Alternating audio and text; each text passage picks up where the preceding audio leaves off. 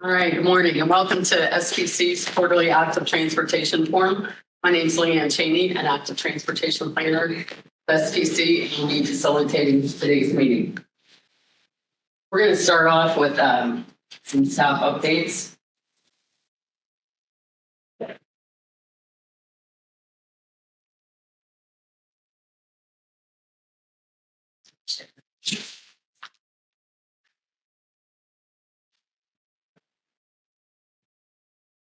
Okay.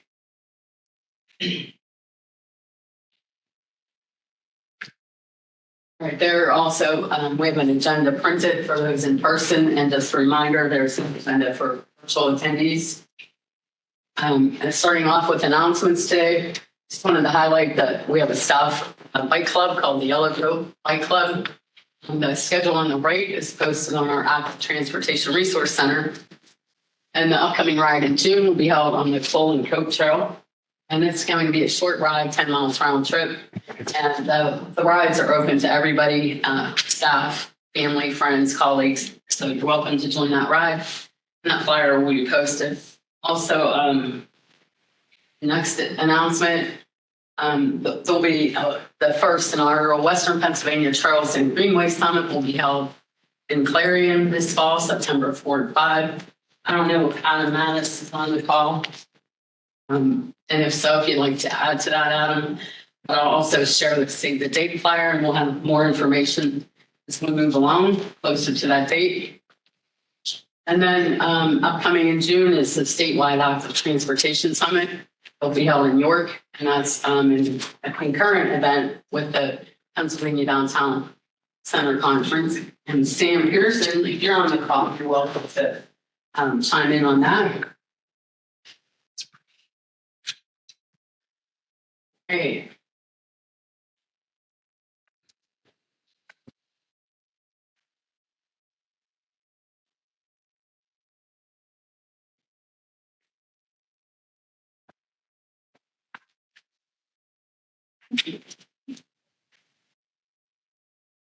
I need one that wants to find too.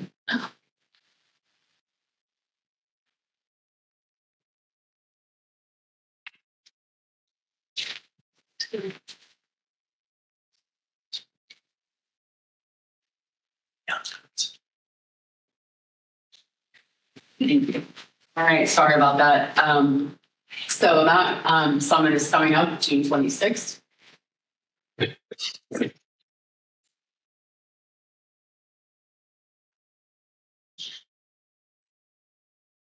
All right, any other announcements that anyone else may want to share from the group? All right. So then we'll move on to staff updates. And when we first get started, I'd like to introduce our intern for the summer, Samantha Bryan. She's here with us in the room today. And I'm going to turn it over to her and just give a real brief intro. Yeah, so hi, I'm Sam Ryan. I'm the active transportation intern for the summer, so I'm working under Leanne. I've been here for about 3 weeks now, and it's been great so far. I go to IUP. I'm going into my junior year, and I'm studying regional planning there. Yeah. All right, well, thanks so much. We're happy to have Sam here. She's doing an amazing job. And TDM, our Transportation Demand Management, Julia Berry is going to give some staff updates on that. And you want to just start with this screen and tell me when to go next? So Commute Info, a program of SPC's, just wrapped up their 2024 Commuter Challenge. You can go to the next slide. For anyone that doesn't know what Commute Info does or might want a refresher, it's a program of our TDM program, essentially a resource center for commuters in our region, anyone going into or out of our 10-county region, aimed at increasing alternative commute mode use. And so we do this by providing a ride matching service through our website and mobile app, as well as emergency ride home funds for people who may be part of a carpool or a van pool, but, life happens and need to get home another way. And we also provide subsidies to van poolers. So the Commuter Challenge is just another way that we like to reward our existing users as well as try to encourage new alternative mode commuters. So this is an annual competition. We held it from May 12th to the 19th. And each trip that users record on Commute Info during the challenge week is an entry into our prize drawings. And so these prizes include $400 gift card to a local bike shop, as well as REI, local restaurants, all kinds of good stuff. Next slide, please. So for a bit of a summary on the challenge itself, we had 87 participants throughout the week, as well as 37 organizations represented.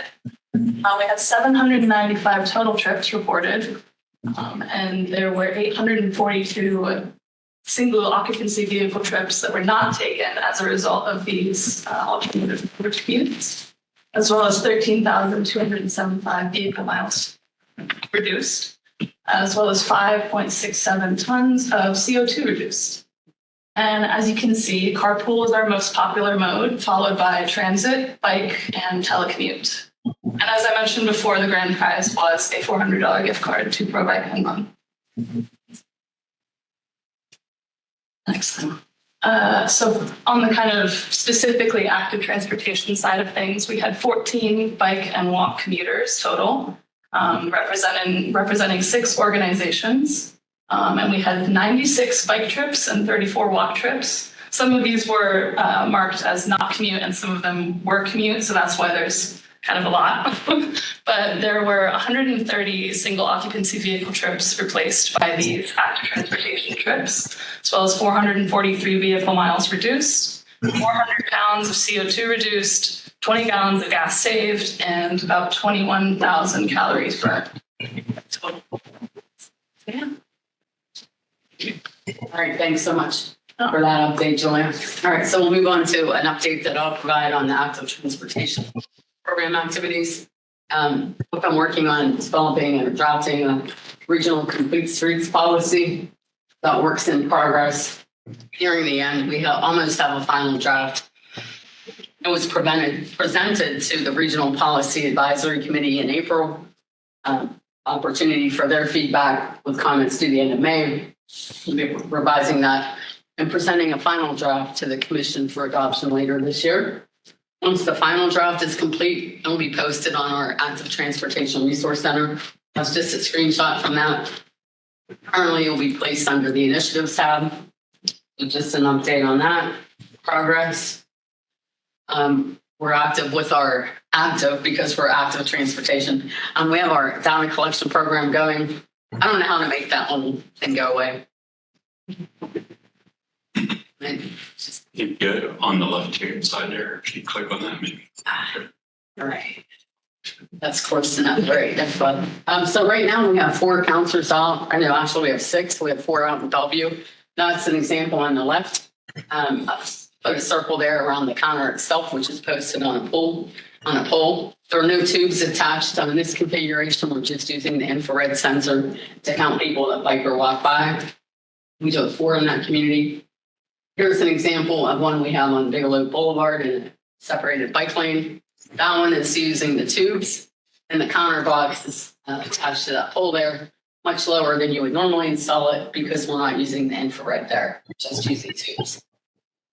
And then on the right is an example of what we have in Positive Passage on Pitt's campus, where we are using both a combination. We have the box mounted with the infrared beam counting people that walk by, and the tubes counting anything that rolls over. So we have that going on. We have, I think, a pending request for Armstrong Trails and the Butler Freeport Trail to do counts. So if you're interested in getting counts, you can let us know and we'll see what we can get scheduled. Get to the next screen.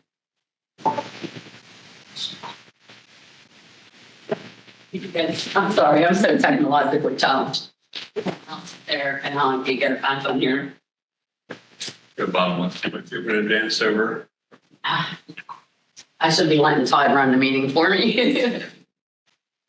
That's it, yes. All right, so we also have presentation at TDM also participated in SBC's first bike pedestrian RSA, Keeping the Key Sport on Boulevard.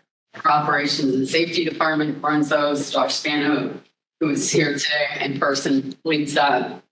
And with some examples of that. And we hope to have a report you can share some findings from September at the forum. Is that right, Josh? Yep. All right, so I can ask the best. we have that going on, and then also working on renewing our bicycle-friendly business status. We're designated as silver level. We have we proclaim May as National Bike Month. We have the Staff Bike Club, and it's just a photo of our annual Bike and Walk to Work Day we held on May 15th this year. And then the other thing, probably the biggest project we have going on right now, is we're just launching an update to the Regional Active Transportation Plan and the corresponding active transportation profiles that are companion documents to the plan.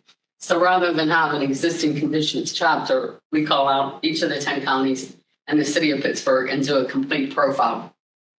So starting in June, we'll be reaching out to county planners to schedule interviews to go over existing conditions data, get updated information, and move on that. And we'll be working with the consultant team of McCormick Taylor and Tool Design Group on this update. And we'll also be forming a project steering committee. So if anyone is interested in serving on that and update project steering committee, please let me know and we'll add you to the steering committee list. And that concludes our staff updates, and we'll move into presentations. And the next presentation will be from Clark Haynes with Velo AI, who is presenting on bicycle technologies, evolving technologies. You're going to share that, so I'll get out of sharing.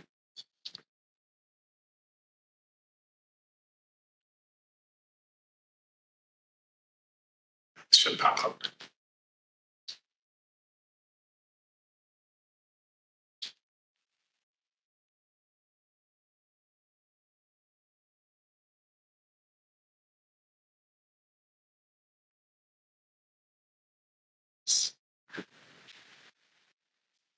Yeah, I have it up on here. I'm on the WebEx. Okay. So I think if you hit cancel and just maximize that screen, we're fine.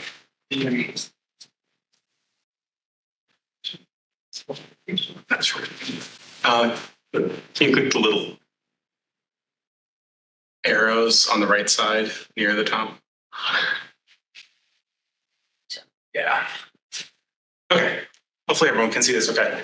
I recognize one or two faces in this room, but for the most part, everyone here is new to me. I'm Clark. I'm the CEO and founder of a local company called Velo AI, where we're building bike tech.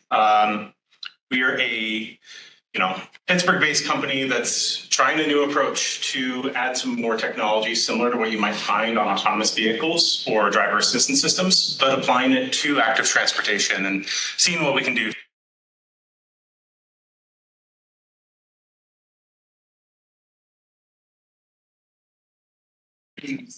Okay. Just a little bit about me. I'm a roboticist. I've been here in Pittsburgh for about 2 decades, building some of the coolest robots in the world, between humanoid robots for government competitions, grad school stuff, autonomous vehicles at Uber and Aurora, and many more. And kind of like everyone else during the pandemic, I increased my bike riding and was like, okay, it's time to start a company. Let's do something fun. And so that's Velo AI. We've been, in operation in one form or another since about 2021, developing this tech and taking part in the local ecosystem. And I think that's one of the great things about Pittsburgh is, not only is it a, robotics superpower, but it's got a great community to help startups like ours grow and kind of add more to that community. So just other things about us, as mentioned, it's bike safety using autonomous vehicle tech. We've actually released a consumer product. So we have about, early release, limited release with early adopters. We have about 100 devices out in the world. 50 of those are in the Pittsburgh region. And it's been really fun to just kind of learn what does it take to build a product. But I'll talk about this at the end. There's also a data analytics side of what we're building. Some of our supporters include our upstairs neighbors, the R.K. Mellon Foundation, through their social impact investment program.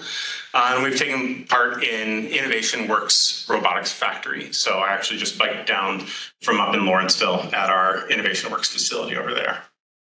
We were Bike Pittsburgh Small Business Champion last year. So we have the cool little trophy award that Bike Pittsburgh hands out. In terms of, why are we doing this? I think everyone in this room knows that we need more people biking. There are already a ton of people biking. It is a very popular way to get around. There's just a problem of safety. And so the question is, can we apply safety tech that you find on vehicles to the bicycle problem? And that's exactly what we've done. So Copilot is our first product, and it's a smart camera that goes on the back of your bike. We're also designing it for other applications, including forward-looking or any other application where you kind of need just a smart sensor. But we've been custom developing the software just for the bicycle application. What does this look like? This video will come through a little bit choppy, but basically it's using computer vision to watch the cars for you. So you don't need a mirror. There are other products on the market like radar devices. Rather than using those radars, we use a camera, and therefore we can tell a lot more about what's happening in the scene. And I'll actually say a little bit more about some of the more advanced stuff we've been doing recently. For the user, it provides some enhanced situational awareness. So you can put a phone on your handlebars, and just with a quick glance down below, you can see what that car is doing as it chooses to pass you and overtake you. And we see this as a way to kind of just give more awareness, particularly to the bicyclist, but then also to the driver, because we will flash our lights differently based upon what the driver is doing. And of course, it's a dash cam video recording and tagging so that you have video evidence should there be any reason to need it. We've been shipping our products since the end of last year, as mentioned, to early adopters. And the feedback has been great. People are feeling more confident on busier roads. And I think that's the big part here, is that getting people confident to feel safe riding on roads with vehicles is an important thing, because that gets more people out using the roads. And then as more people get out using the roads, then we can, vouch for more bike lanes and more infrastructure and things like that are the true safety application. And kind of why I wanted to just share this with you all and, point ourselves out as a local resource and a local startup is that there's a huge amount of insights that we can glean from the data that we're getting off of our fleet of devices. So since earlier this year, we started working with several different organizations, one in Roanoke, PGH Lab here in Pittsburgh through the city of Pittsburgh. We're working with DOMI, the Department of Mobility and Infrastructure, and most recently the DDA Ann Arbor. And what we're doing here is we're using the data off of these devices to say something about the interactions that are happening between bicyclists and vehicles. And so what that can do for us is we can assess how are vehicles passing bicyclists, and how does infrastructure inform that, or how does different behavior inform that, or even rule changes. In Roanoke, there was actually a legislation that passed last summer. We did a data collect before and after, and it was legislation around what you needed to do when you were passing bicyclists, and we were able to measure a little bit of a delta in between those. But we're really excited to build this and to build essentially bike stress maps. So if you go for an hour ride on a trail and you're able to commute to work that way, your bike stress is super low. If you hop onto, very, very busy street with lots and lots of stuff going on, your bike stress is a very different equation.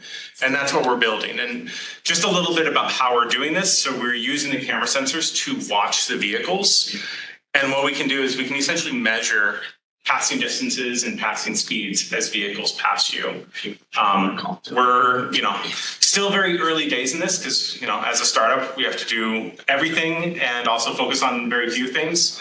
So we've got this consumer product out in the world, but we're also doing these data studies. So we're finishing up an Ann Arbor data study in the next few weeks. Where we're going to tell them, how effective were different types of bike lanes. And in that case, they have paint on roads, they have flex posts, they have parking protected, and they have, actual infrastructure protected bike lanes. We can say something about how traffic is moving and how the interactions are happening, in addition to many other things. And I'll just end with one tiny little bit. I don't know if there's anyone here from Armstrong Trails. I went up a few weeks ago, rode the 10 new miles of trail, which are fantastic, by the way. and just pulled data from that ride. And this was just a roughness. I wasn't even using the camera. This is just a roughness of the trail surface. And, overall, it's very smooth, but you can do really great things with this data. So there's a little box there. Zooming in on that box, you can see 3 little bumps on the trail. And this is just from one bike ride down and back that we get this data. So I just kind of want to plant the seed in your minds of what could we do with a ton more data from every bicyclist traveling through our cities, traveling on our trails, and so forth. So I was mostly here just to make certain you all know that we exist and we're here and we're a local resource. If there's anything that you're interested in kind of doing data studies on, we'd love to be a part of that, either through, we haven't looked into Safe Streets for All grants, but if there's anyone that is applying for one and wants to think of some creative ways to use devices and data for that, I think that could be a great opportunity. We will also be at the statewide Active Transportation on June 26th. And that's my whole presentation. So, and my email address is right up there, clark@velo.ai. Great, thanks so much for sharing on that, Clark. It's very informative. I have a question. Yeah. You just say with some of your data collection, you'll do almost like some before and afters, or being able to compare before a bike lane went in versus when a bike lane. Yeah, so that's exactly actually what we're hoping to do with Ann Arbor. So we're still in the first phase. Yeah. And they gave us, 5 corridors. We worked with their volunteers. Their volunteers are off riding those corridors. And we're collecting as much data as we can on the corridors. And then hopefully in a few months, they'll call us up again after they implement the bike lanes and we'll do the safe study. So. I have a question, Leanne. Okay, go ahead, Don. And I'm sorry if I missed this. I had to step away for a phone call, but how is the camera powered? It is battery powered from on device and it lasts about 5 hours. It also has just a USB-C connector. So if anyone rides with an external battery bank or can get that power off of their e-bike, you can make it run much longer. And what is I'm sorry if I missed this as well, but so you're saying it's a product that you have for sale or not? It is for sale. We're currently only out with early adopters, and so we're officially sold out on our website. But definitely, send us a note if you're curious to learn more. What? Just real quick, what do you anticipate the cost of the camera retail cost of the camera to be? Yep, the current version is about $400. Okay. Thank you. You're welcome. Great. Oh, I'm sorry. Is there a cost to the app as well? No, there isn't. Okay. Great. Any other questions for Clark? Leanne, this is Chris. Hey, one other question for Clark. How is that data stored? And if it's on a server that you guys own, is there a cost for storage of said data?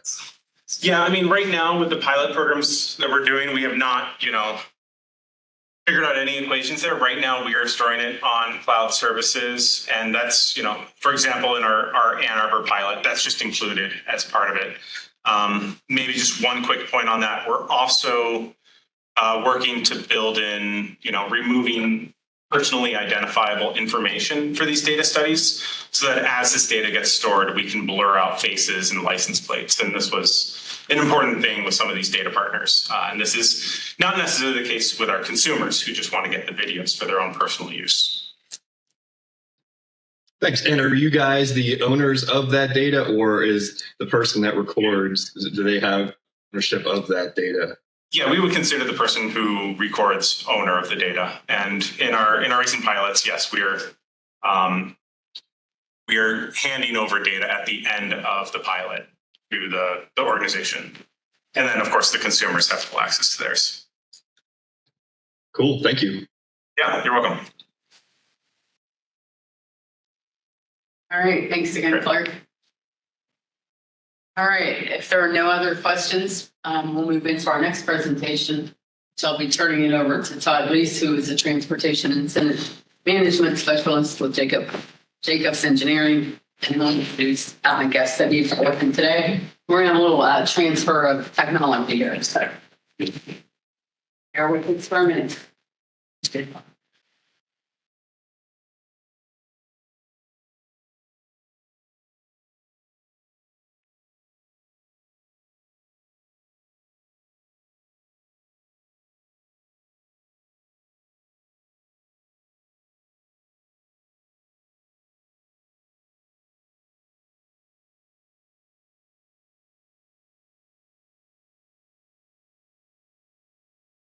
Yeah.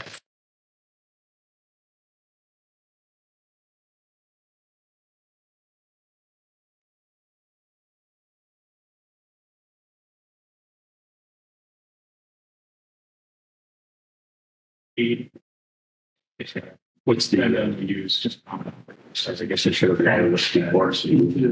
Some information about like, yes, what's the route, but where's that station? Where it'd be this power that would be that two chats. If somebody wants to connect it to the meter stations, this will be all.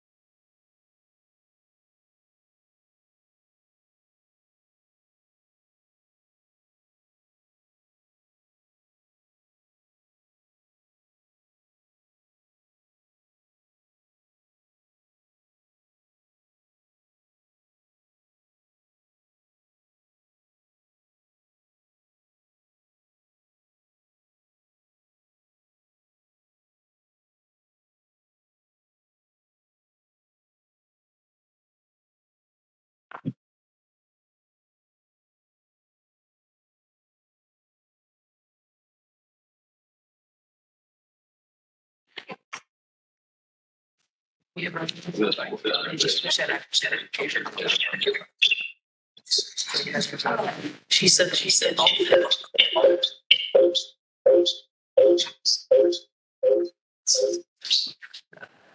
She gave us.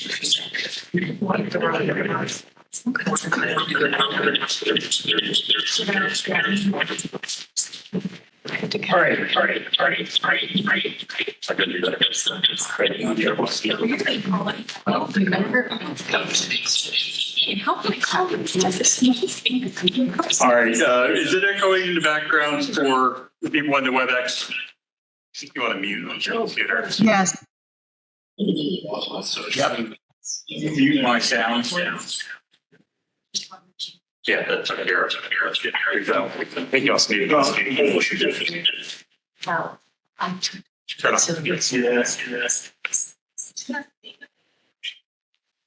Yep, okay. Good morning. My name is Todd Lease, and I am a traffic incident management specialist with Jacobs Engineering. I retired from the Pennsylvania Turnpike after 25 years last year and went to work for Jacobs Engineering. I was their traffic incident management coordinator for the Turnpike Commission. So I focused on safety. So this presentation is going to be talking about safety emergency responders on the roadway. I work a lot with Josh, Dom, and a number of other people to try to make sure that they stay safe on the roadway. So what we're going to talk about today is 3 separate struck by incidents that occurred, and what's the impact of those incidents. So what are we talking about struck by? This is when a person, in your active management, crossing the street gets hit, or specifically what we're talking about here is when an emergency responder gets hit and injured or hit and killed at a roadway incident while they're trying to help somebody. So every day in the United States, at least 2 emergency responders are struck every day in the United States. Responders struck killed every 6 days in the United States. So it's a huge problem that we have. So we have Deb Lonslinger on the phone. I'll be speaking for Deb. She was not able to join us in person. JB Tome is here. She's going to talk about her brother David, and then Crystal was unable to join us. She let me know very late that unfortunately she's having some back issues and was unable to drive here from Huntington County, so she is not going to be able to join us. But I have their presentation, and we've done this presentation before. So what are we talking about? Struck by incidents. How many times do we have incidents like this on the side of the roadway? How many times does this happen on the parkway somewhere? Okay. But the last Pennsylvania emergency responder that was struck and killed on the parkway. It's tow truck operator. Who here works out on the side of the street? Or who here has ever broken down on the side of the roadway? When you get out of your car, if you're involved in a crash or if you're involved in a disabled vehicle somewhere, the one thing that we want you to do is 1, make sure you're watching traffic, and 2, make sure you have an escape route. Where am I going to go when something happens? Okay, because something's going to happen. Where do I go if that takes place?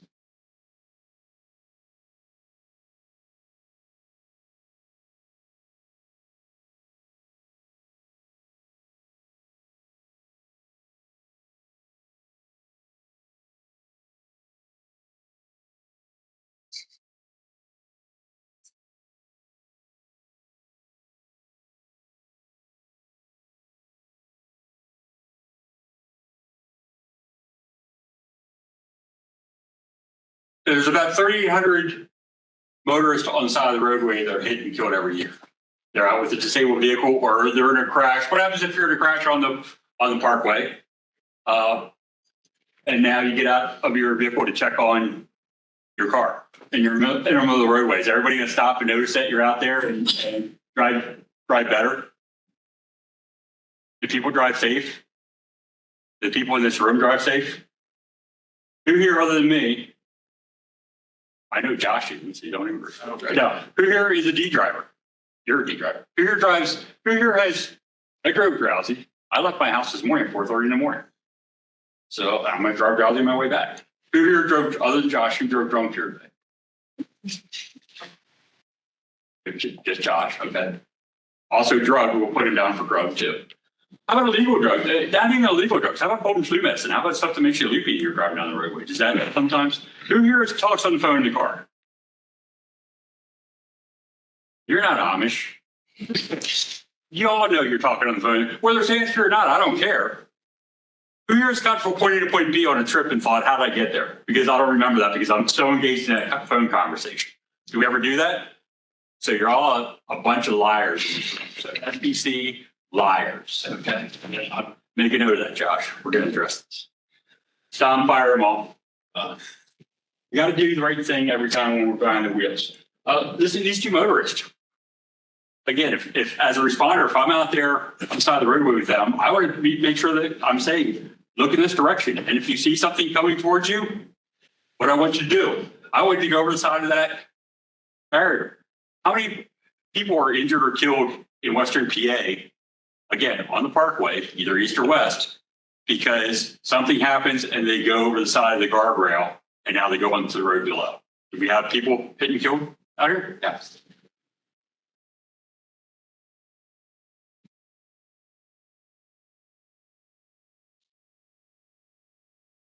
Over here, how many times do you pass by an emergency scene where you see all the responders standing around and not really paying attention to what's going on? Is that dangerous? Yeah, every minute you're on the scene, you're chance of a secondary crash. So we have secondary crashes. This is a field fire. So the fire department put the fire out. Not a big deal, right? We're done with the fire, but we're not working with any kind of sense of urgency. And the longer we're there, the longer we're a target. So I've been a volunteer firefighter since 1982. I'm on the side of the roadway, I am a target.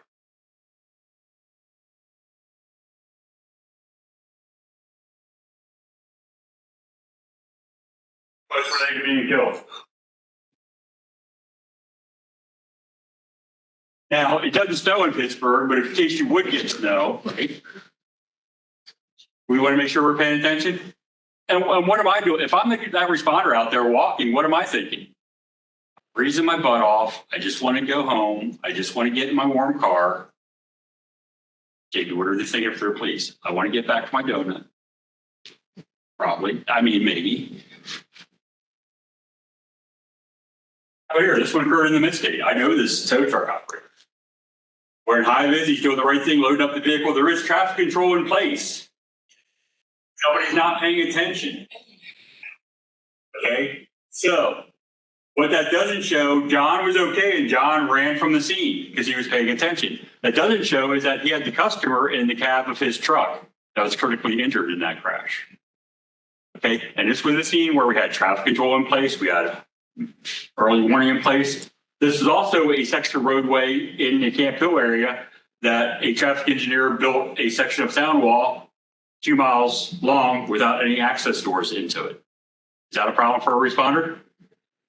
This is where they had a 71 vehicle mass casualty incident 2 winters ago, and the fire department couldn't get to the scene because they couldn't get through the sound wall. So they had to put a ladder truck up over the wall and then use a ground ladder to go down to the scene in a blizzard. Okay. Even on a good day, I wouldn't do that. In a blizzard, nope.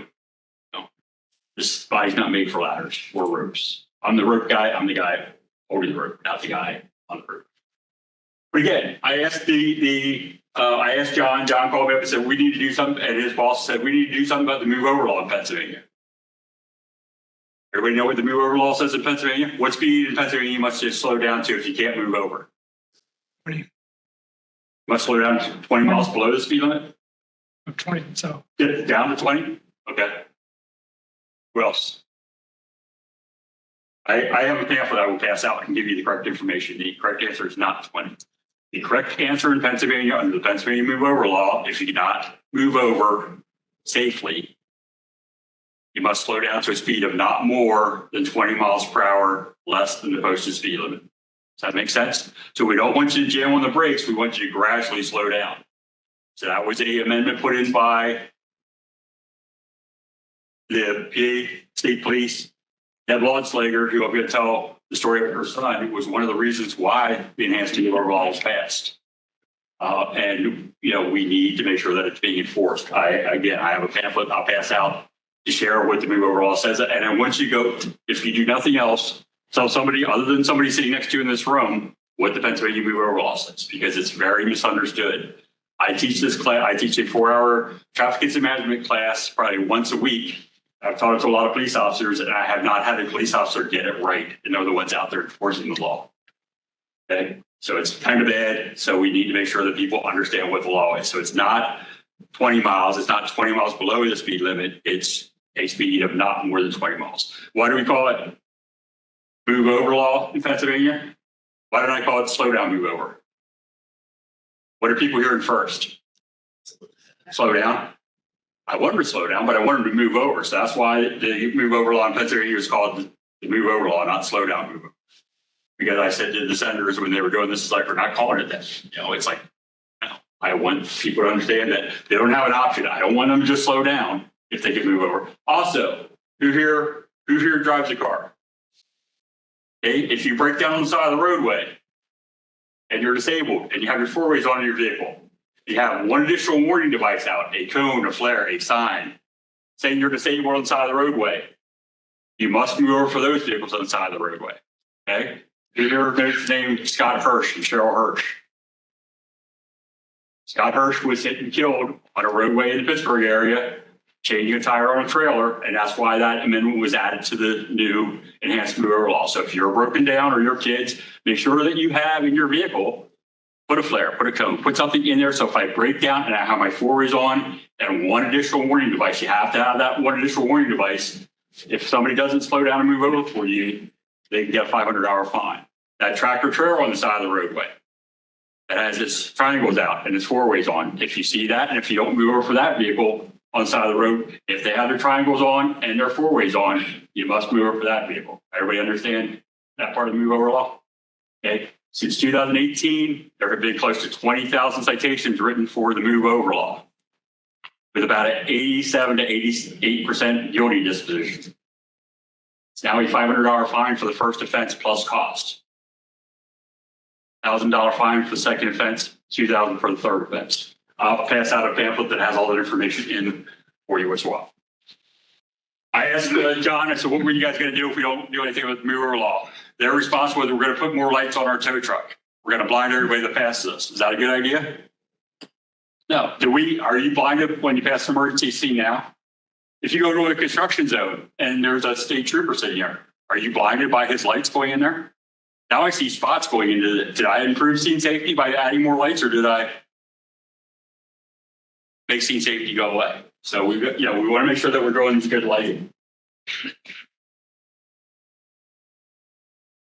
This is an incident in Pittsburgh. See if you think this looks safe here. Can you tell what's going on there? The flashlight, the lights that you see there are the responders standing in the middle of the roadway without any protection, without any high vis, without any extra lighting on them. Look at the way the fire trucks park. That's not doing anything to keep them safe. Okay? We have to do better. We have to be smarter than this if we're the responders. When you approach an emergency scene, do you know what you're supposed to do? Do you know where the responders want you to go? A lot of times, or do you get confused? You get confused a lot of times. So we want to make sure that everybody has the proper training and that the public slows down when they see that. So these are responders struck by. Typical year, 10 law enforcement officers struck and killed. As of today, in the United States, we have 11 already killed this year. Okay, so we already beat it. 4 fire and rescue. As of today, we have 2 struck and killed in the United States. 6 tow truck operators and 1 safety service patrol operator have been killed in the United States already this year. In Pennsylvania, we average 2 emergency responders struck and killed each year. Okay. There are people out there, they're either volunteers, they're not making a ton of money. It's not like there are millionaires out there doing this. And it doesn't always happen on highways. It could be on a local road as well. These are more accurate numbers. Again, these 2 emergency responders are struck and killed every day in the United States. I'm sorry. At least 2 emergency responders are struck every day in the United States.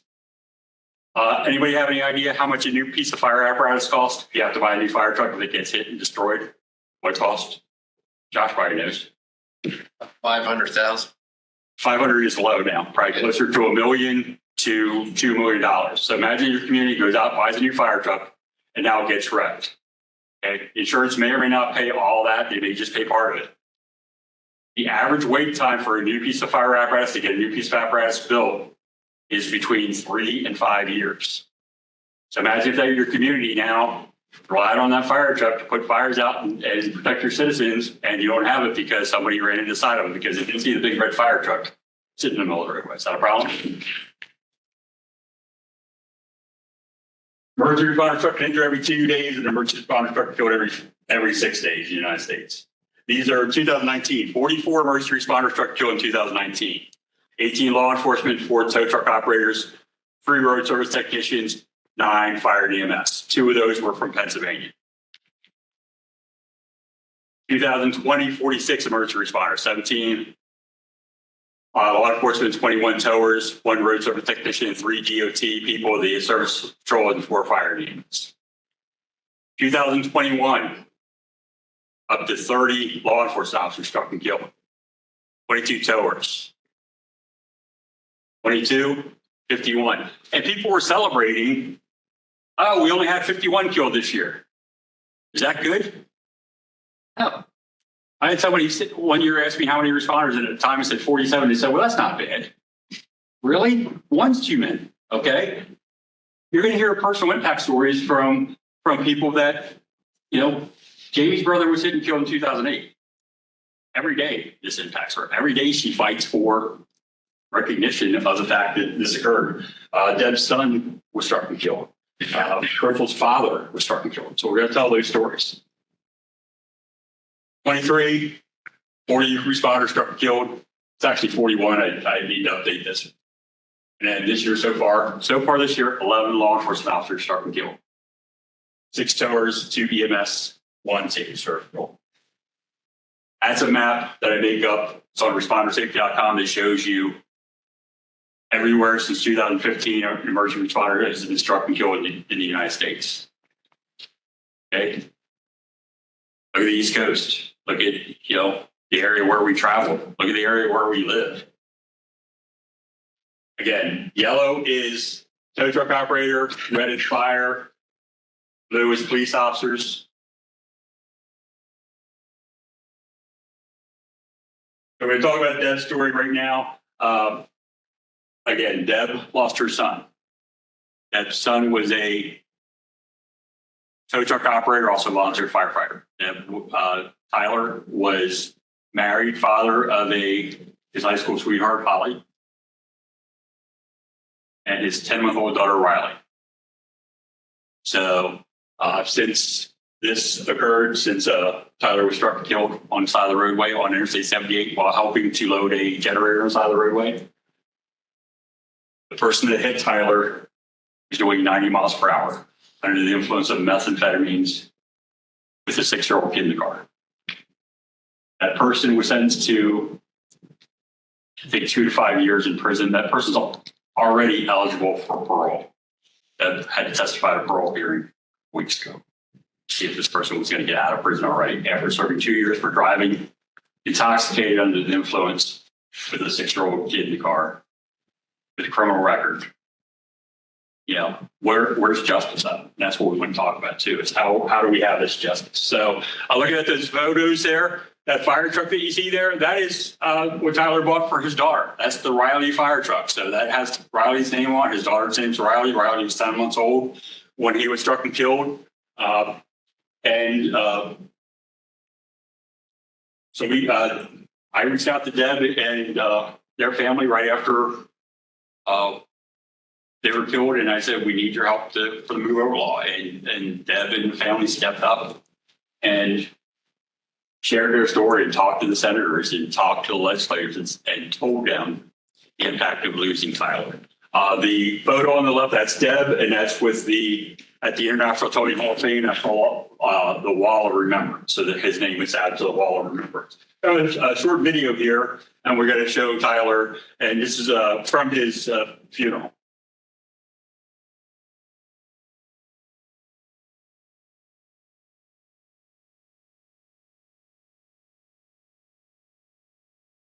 Son, father, brother.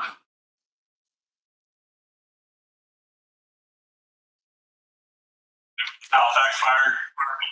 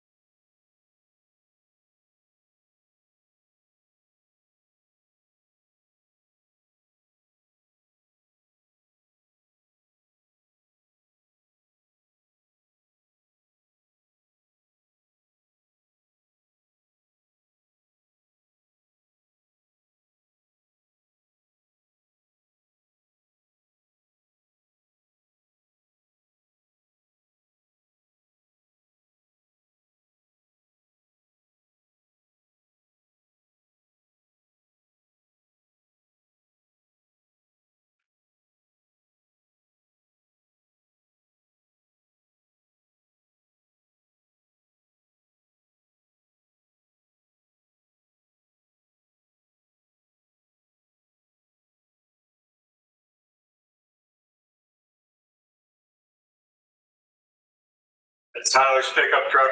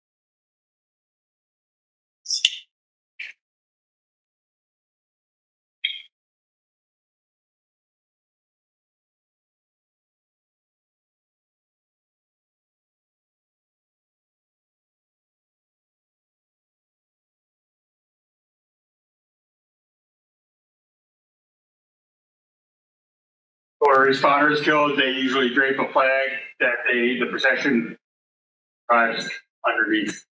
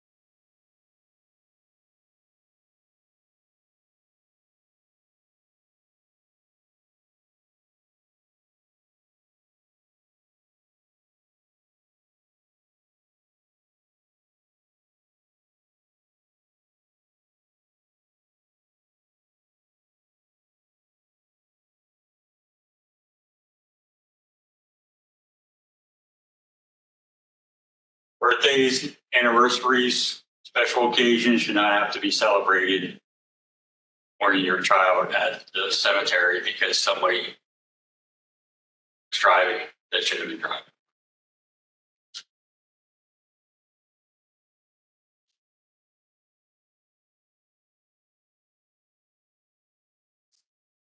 Somebody that would help anybody they could. Remember, volunteer his time as a volunteer firefighter.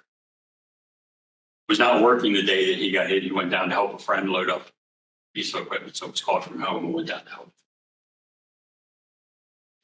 So now they bummed you out and let's listen to the first story. We're gonna have Jamie come up and keep it going. Yes, exactly. Jeez.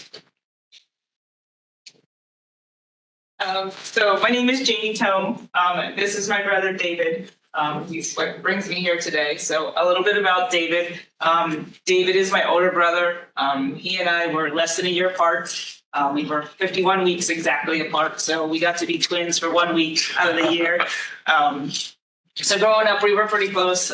Going through school, people didn't really know if we were twins or not related at all, or what was going on. David was a little slower in school starting out, so he actually had to repeat the second grade. So his second time through was my first time through, which means we were stuck together right next to each other, whether we wanted to be or not. We graduated high school together. We had our own group of friends, each had our own group of friends, but we had groups of friends together as well. I used to always pick on him that he only graduated high school first because his name came first alphabetically. We're both a little bit competitive. After high school, we went our separate ways, went on to college. He ended up at Penn State University, got a 4-year degree in landscape architecture and horticulture.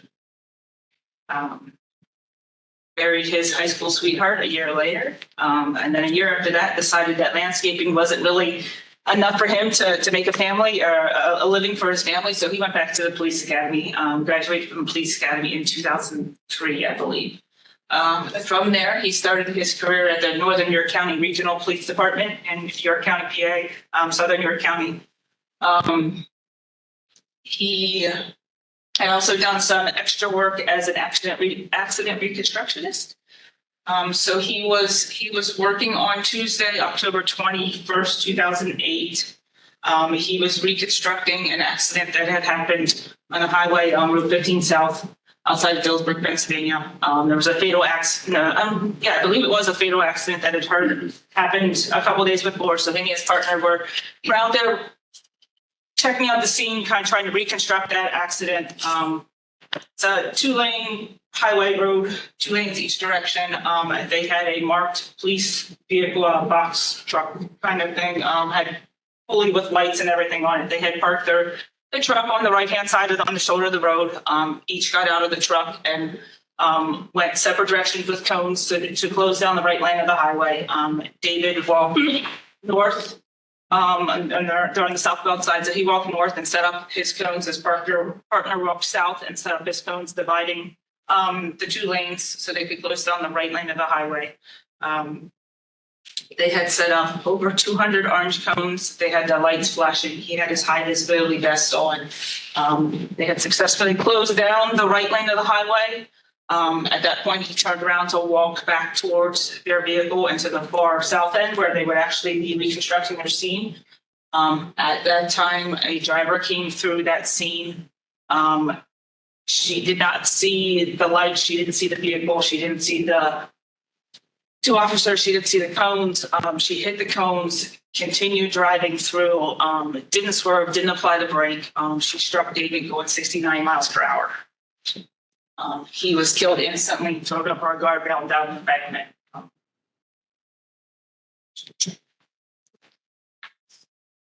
She, as they did their investigation that day and the following days, discovered that she was on her cell phone and applying makeup at the time that she struck David. It was over a mile's worth of the highway before striking him. She admitted that she didn't see anything. Failed to take responsibility for hitting him.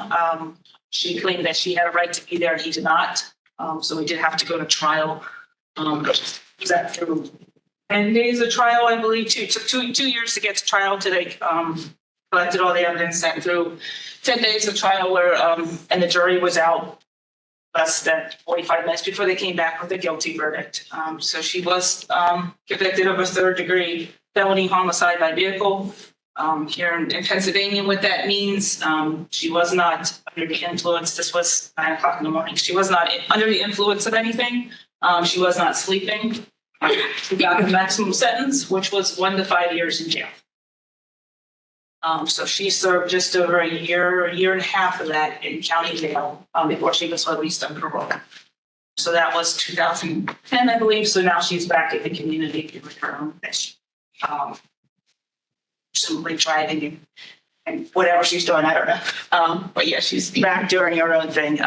But since that time, like Todd said, every holiday is a little different. October 21st, the end of the day to most people is different for my family. Every holiday, every birthday, every occasion. David was married, had a 4-year-old son at the time and an 18-month-old daughter. So his son is now 20. Hoping to go to the police academy next year when he turns 21. So we're excited to follow in his father's footsteps. So the picture, the top picture there and the one on the bottom right, that's the wall in Washington, D.C. There's a law enforcement memorial wall down there. So his name was placed on the wall in 2009.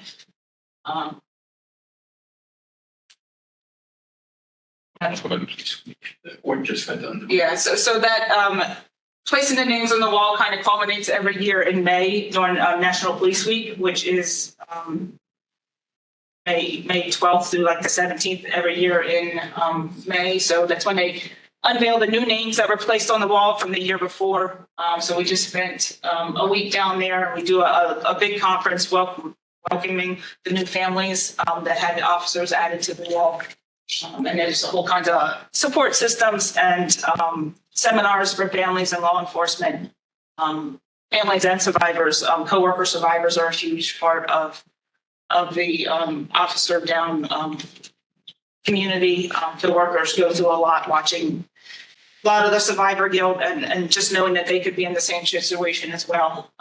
I do a lot with an organization called COPS. It's Concerns of Police Survivors. So it's a national organization that has state chapters as well. So we do a lot of fundraising to help support families and coworkers that are left behind. Just know that they're not alone and trying to do things to help kind of prevent these deaths in the future. So I used to think that David did everything right. People say he was in the wrong place at the wrong time. I always said he wasn't in the wrong place at the wrong time. He was exactly where he was supposed to be, doing exactly what he was supposed to be doing, exactly when he was supposed to be doing. But I do realize now there's things he could have done to keep himself a little bit more safe that he probably didn't have the training to know how to do, or he just didn't do. But having said that, the distracted driver shouldn't have drove through his scene either. So now, I kind of take the opportunity to, like I said, I do a lot of fundraising for cops to kind of help other people, help support other family members. Todd has let me speak to a couple venues like you guys. So I'm just trying to get David's name out there. The more we say someone's name, the less we're going to forget about him. I want to share his story just so I can make an impact. If I can make an impact on just one person, and next time you get behind the wheel, just kind of think about what you're doing that might be a little unsafe, things we take for granted every day. Even if we're not picking up the cell phone and just talking on the cell phone or texting, or just the things, everyday distractions that everyone gets involved in when we get behind the wheel.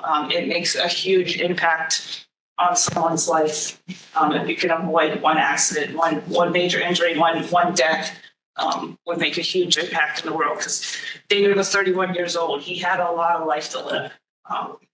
Did a lot, I guess, in his 30 years, but could have done a whole lot more.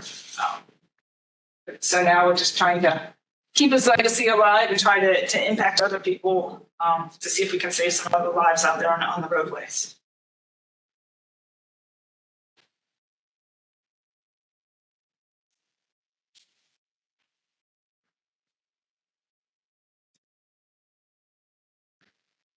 Just want to go back for a second.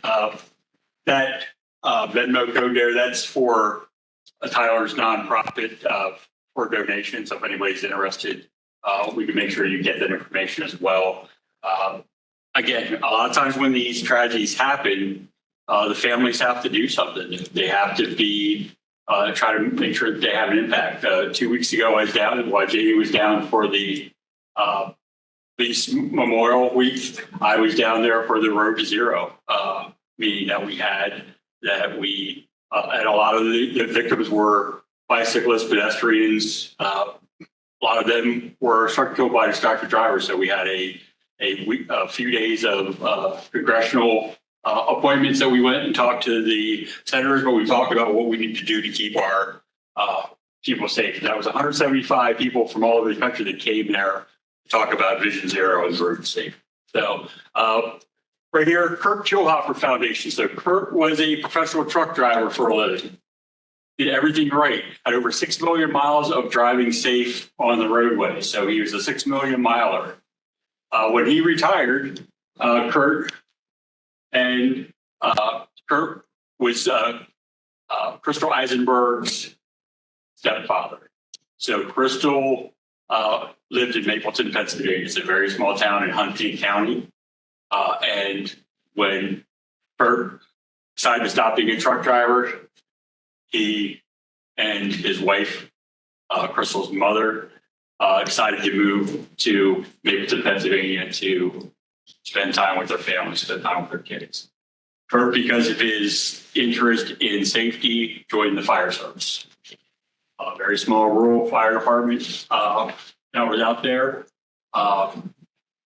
As he's out there at the scene, Crystal made sure to point out that Kurt was Uber safety, not just regular safety. So like if they went on a trip somewhere, Crystal had to make sure that she checked the air pressure in all the tires before they were allowed to leave. Every day they had to do a pre-check on the trip. And she wasn't allowed to use an electronic tire gauge. She had to use the old-fashioned tire gauge, right, to make sure it was accurate. You had to check the oil. She had to check all the fluids. You had to make sure, do a walk around, make sure everything was okay. So again, very, very focused person on safety. Unfortunately, they responded out December 6th of 2022. They responded out to a crash scene up in Mapleton, Pennsylvania. It's a small rural 2-lane roadway. Anything happen on our rural roadways with low speeds?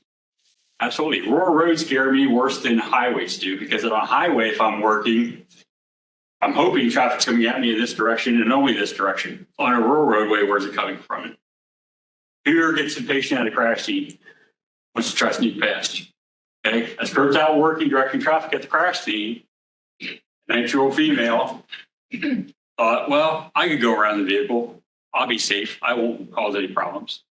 He catches Kurt between the 19-year-old's vehicle and fire apparatus, amputating both of Kurt's legs, and he dies. Very, very preventable crash.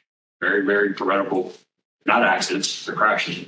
They make a responsible decision to do something that they should not have done. The family has not gotten any closure. The female was not charged with anything. It was not explained to her why she wasn't charged. The DA decided that he wasn't going to file any charges, even a DUI or failure to obey traffic control ordinances. You could cite him for, give him a fine if you don't do anything else. But they did. So Kurt's family started the Kurt Foundation, Kurt Kielhofer Foundation. So what that foundation does is they raise money and they provide free training and free devices for emergency responders in Huntington County, Pennsylvania. All they have to do is apply for a grant and they will give them the grant money. They don't turn anybody down for the grant. Out of the 28 fire departments and EMS departments in Huntington County, only 7 of them took advantage of free money and free safety items. 21 agencies that could not be bothered to fill out a 1-page document saying name, address, phone number, email. Yes, we want your free stuff. Wrong people. Okay. We need to focus on safety. We need to focus on safety every day, like for focused on safety.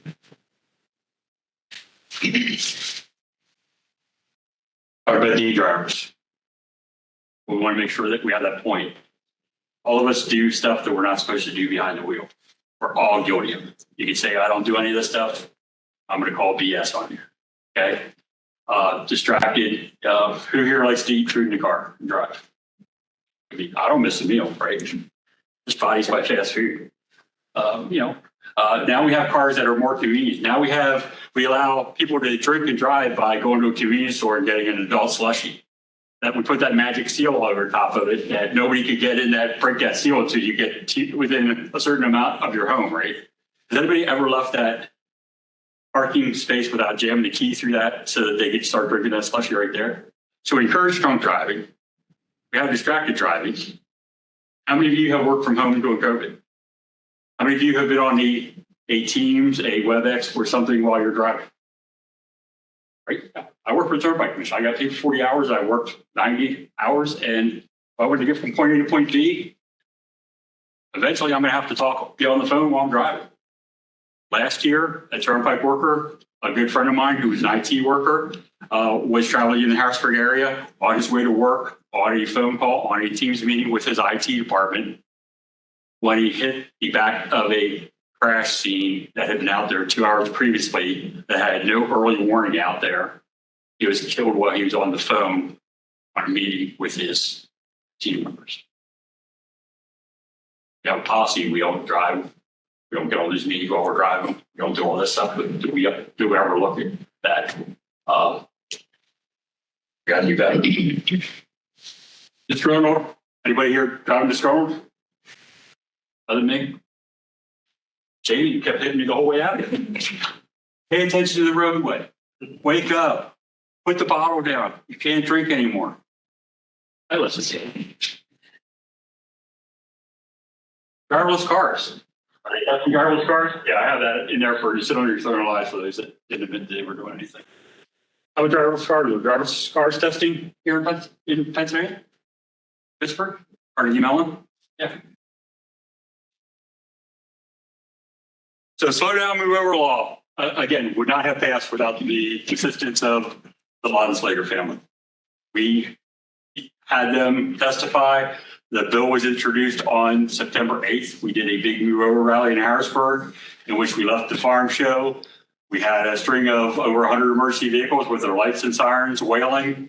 We circled the Capitol a couple of times to make sure we got everybody's attention. And then we had a little rally talking about the move over law and the need for a move over law. Passed a side note law. It passed the last day of legislative session. So October 21st is when it passed. The governor signed into law October 28th. Normally a bill goes into law in 60 days. This was delayed 120 days to make sure that PennDOT was able to get it into their driver's manuals and everything before it went into effect. This is what it is. Change it from steer clear to move over. $500 fine for the first offense, $1,000 for the second offense, $2,000 for the third. There's also 2 points added to the license and license suspension if violation results in seriously violent injury or death. The handout I gave you, explains the Pennsylvania move over law for everybody there. When I retired from the Pennsylvania Turnpike last year, I started my own nonprofit because I wanted to get the message out about this stuff. So my nonprofit is the one who prints those pamphlets out and hands them out because it's not being shared out enough, in my opinion, by people that should be sharing this out. I can name the 2 state agencies that I'm talking about, or the 3 state agencies, but I don't know why PSP, PTC, I'll just say PD to keep it. We need to do more. We're not, and I don't care. I don't care if they're, look, we need to focus on safety. And if we're not doing it, we need to do a grassroots effort. And that's why Jamie came out here. That's why Deb Laden-Slager's story was told. And that's what Kirk Carolina's story told. We need to do better because what we're doing is not good enough. Okay. So again, go over this again. If you cannot slow down, you must.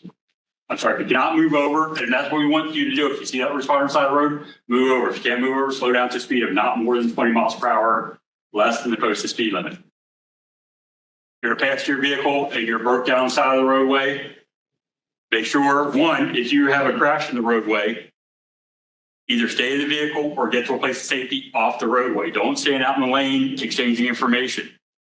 The person that's coming up behind you is probably going to hit you because why? Because they're not looking at the windshield, right? They're looking at their phone, they're reaching for their French fries. They're doing everything other than driving down the roadway.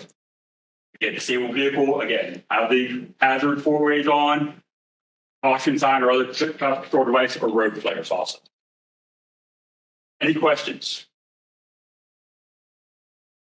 I thought when I recall watching this presentation earlier, that one of the cases that you discussed, excuse me, involved a rotation rule or something. Yeah, so right now, part of the problem with a lot of crash scenes is if somebody's involved in a crash, they may have a chance to call whoever they want for a tow truck. It may not be the closest tow truck, but a lot of jurisdictions, a lot of municipalities use what's called a police rotation list.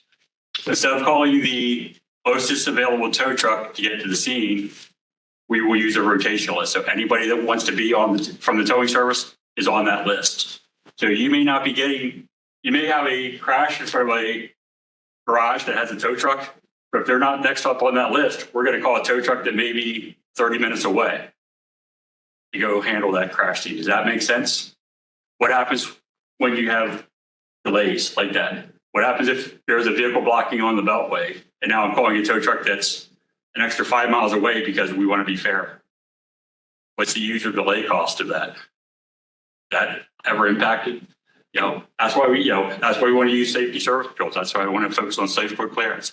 Clearing the road 8 minutes faster on Pennsylvania Turnpike in the past 4 years that I was there went from a savings of $15 million by getting the road open 8 minutes faster on average, from 48 minutes to 40 minutes. And people say, well, you just want to collect tolls. Yeah, because we're a tolling agency, but have you ever sat on the turnpike where you got off and you didn't pay tolls, even if you sat there for 9 hours? And we charge our parking. Good. But again, we got to do everything right. And yeah, this, to me, the police rotation list does not make any sense. We have the technology that we call it most available tow truck. On the turnpike, you don't have an option. If you're in a crash on the turnpike, we are calling a tow truck for you for a crash. Why? Because it's a safety factor. We want to get that call. We want to make sure that and there's no qualification to be on that towing list, really. So you may have a small little wrecker, and it may be you might have a big Ford F-550 truck, but I'm going to go out there and give it the old try to get that vehicle up. And it may not be the safest way to do it. It may be overweight, but I'm on that list. So our towing regulations in Pennsylvania are very, very difficult. Also in Pennsylvania, one of the issues that we have is the hold harmless legislation. Hold harmless legislation in Pennsylvania says that if a tow truck comes out there and they just yank that vehicle off the roadway and don't do it properly and do it with gross negligence, they are liable for the damage. So if a tow truck would go out to a tractor trailer that's a Volvo tractor trailer and not drive the drive shaft before it tries to move it, even if they move that 8 inches, you could cause $25,000 to $30,000 damage to that transmission. So now I have to go out there to that vehicle, crawl underneath it, drop the drive shaft so that I'm not damaging that vehicle. Either in a storm or when we're trying to get the roadway open, rush hour. And if that person that's out there servicing that vehicle or towing that vehicle doesn't know how to do that properly, it may take them an hour to do it. We had a turnpike tower that was killed because he did not secure the drive shaft properly and the truck rolled backward. So it's a very dangerous job. So any questions I could answer? Hopefully this was impactful because it's not a story we like to tell. I got to meet Jamie, I got to meet Deb, and they're great people, and I love our friendship that we have with them. But we should have never met, because we shouldn't have. This is something that we've done with tragedy. If anybody wants any more of these handouts, I have a ton of handouts. Again, it's all printed through my nonprofit from funds that we raised, either fundraisers or donations. No state money has been used for any of this stuff. If the state wants to print some stuff, I'm okay with that too. I also serve as the Deputy Director of Training for ResponderSafety.com. That's a volunteer role. We have 48 training modules online that we also provide some training for. We were just down in Washington DC yesterday at the emergency or electric vehicle fire symposium as well. So we're working on that issue for responders as well. So any questions? Go once, go twice. All right, thanks so much, Yep. Todd and Jamie. And that will conclude our meeting today. Can I give a quick update on PennStar? You know any update on PennStar? Talking to me? Yeah. As far as I know, it's in Westmoreland County now at the RIDC Yeah. Park. So we're Elaborate more on it. yeah. In 2016, we had a traffic incident management summit in Harrisburg, Pennsylvania. I think Josh, you were there. And one of the speakers I had was Colonel Tracy Trott from Tennessee Highway Patrol. And he talked about a training facility that they built down there that was about a 10-acre facility to train emergency responders to work safe. So we could overturn cars, trucks, buses, and do hands-on training in a safe environment. After that summit, Tony Mento mentioned to me from Federal Highway mentioned, can we build one of these facilities in Pennsylvania? And we started working on it since 2016. Originally, the plan was to build it up in State College. The plan now is to build it at the Chrysler VW plant at the Westmoreland County RIDC off of the newsstand interchange. That is moving forward. They are, Michael Baker Incorporated has done the site design for that, or design management portion of that. An RFP is going to be issued by the end of June to start the design phase of that project. Since for the past year, I have been going out and doing monthly trainings out there. So we do monthly trainings. We teach a couple of classes out there, but it's a $25 million facility that's being built. There's also near the AV testing site that's out there now that will sort of connect up. But even for you, for your bicycle stuff, there may be possibilities to team up for some stuff out there. And obviously, if we team up and get some grants by having that facility to be built, they expect to break ground on that facility sometime this fall. Hope to have it built by the track. They're building a 2-mile oval high-speed loop, and they hope to have that done by spring of 2026 to what they're looking at now. So it is moving forward, and hopefully it will be built because we're pushing that ball uphill for many, many years now. It keeps rolling back over top of us. So great.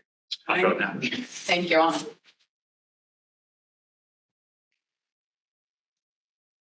Meeting is adjourned. Thank you.